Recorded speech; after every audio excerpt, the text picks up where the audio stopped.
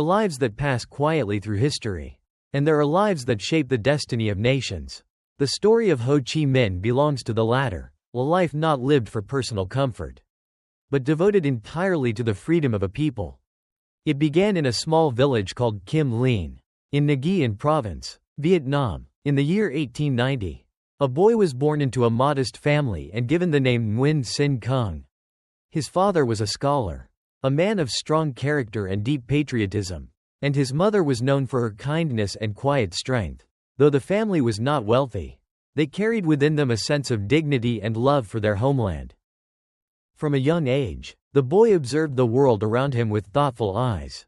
Vietnam at that time was under French colonial rule.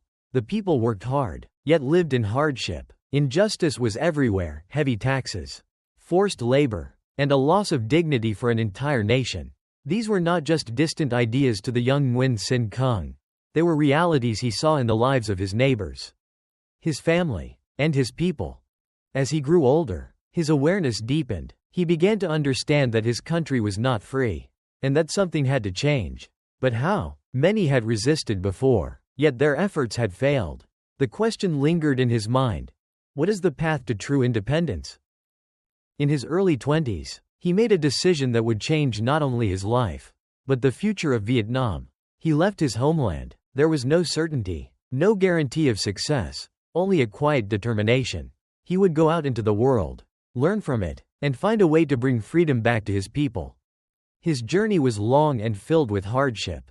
He traveled to many countries: France, England, the United States, and beyond.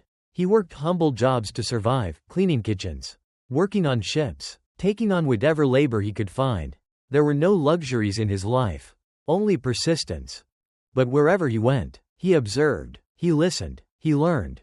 He saw how other nations functioned, how societies were organized, and how people struggled for their rights. He read books, studied political thought, and followed movements that spoke of liberty, equality, and justice. Slowly, the pieces began to come together. During these years abroad, he adopted many different names.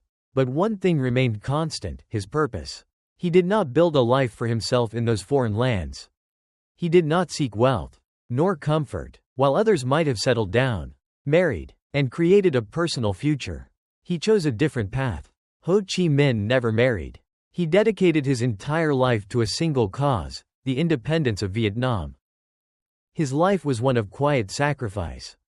Years passed. The young man became a seasoned thinker, a revolutionary shaped by experience. He joined movements, spoke out against colonialism, and sought support for Vietnam's cause. His voice, once small and unheard, began to gain strength. Then, in 1941, after decades away, he returned to Vietnam. He came back not as the boy who had left, but as a leader with vision. The country was still under foreign domination, but the spirit of resistance was growing. Ho Chi Minh helped organize that spirit into a unified force. He founded the Viet Minh, a movement that called upon all Vietnamese people, regardless of background, to unite for independence. The struggle was not easy. It required courage, patience, and immense sacrifice. Yet the people responded. Slowly but surely, the movement gained strength. Then came a defining moment in history.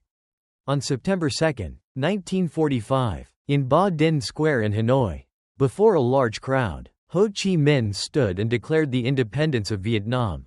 His voice carried the hopes of millions as he announced the birth of the Democratic Republic of Vietnam. It was a moment that would be remembered for generations. But independence did not bring immediate peace. The years that followed were filled with conflict, as Vietnam continued to fight for its sovereignty. Through it all, Ho Chi Minh remained a symbol of resilience and unity. Despite his position as a leader, his lifestyle never changed. He lived simply, remarkably so. He wore plain clothes, often a simple brown outfit, and walked in sandals made from old tires. His meals were modest, his home unadorned. There was no distance between him and the people. He listened to them, spoke with them, and shared in their struggles. He did not build a personal legacy in the traditional sense. He had no family of his own, no children to carry his name. Instead, he considered the entire nation his family. Every soldier, every worker, every child, they were all part of what he lived for.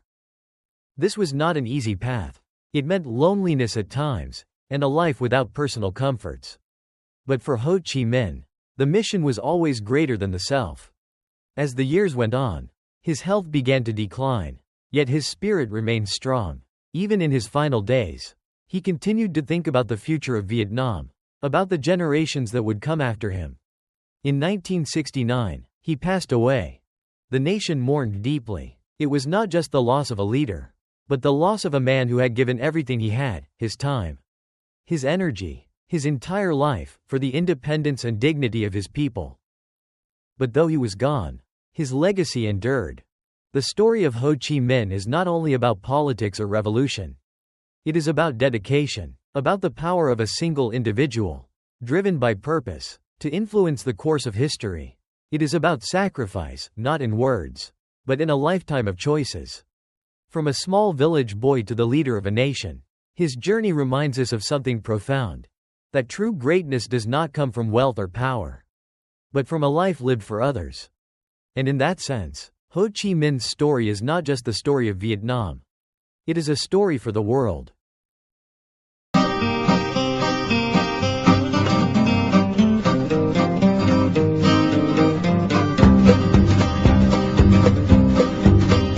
Far away across the ocean, far beyond this existent rim, there's a man who is father of the Indo-Chinese people, and his name it is Ho Chi Minh. Ho ho Ho Chi Minh, ho ho Ho Chi Minh. From Vietnam to the Saigon Delta, from the mountains and the plains below, young and old workers, peasant and the toiling tenant, farmers fight for freedom with Uncle Ho. Ho ho Ho Chi Minh, ho ho Ho Chi Minh. Ho Chi Minh was a deep sea sailor, served his time out on the seven seas.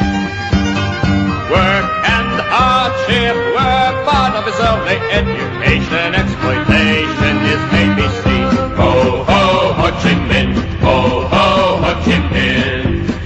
Ho Chi Minh came back from sailing, and he looked on his native land.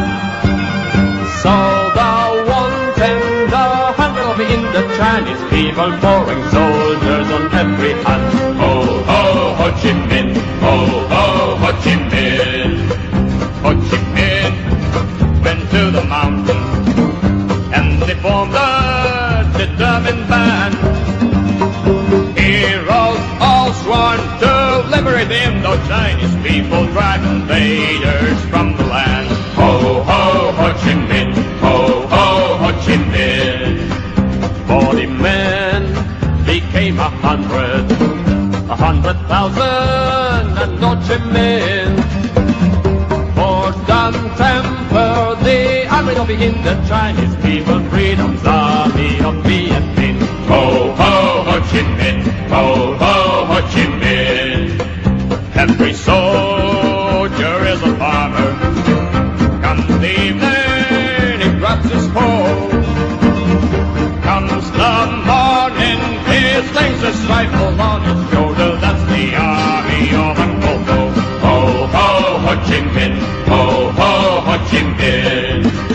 From the mountains and the jungle, from the rice lands and the plain of reeds, march the men and the women of the Indo-Chinese army, planting freedom with victory seeds. Ho ho Ho Chi Minh, ho ho Ho Chi Minh.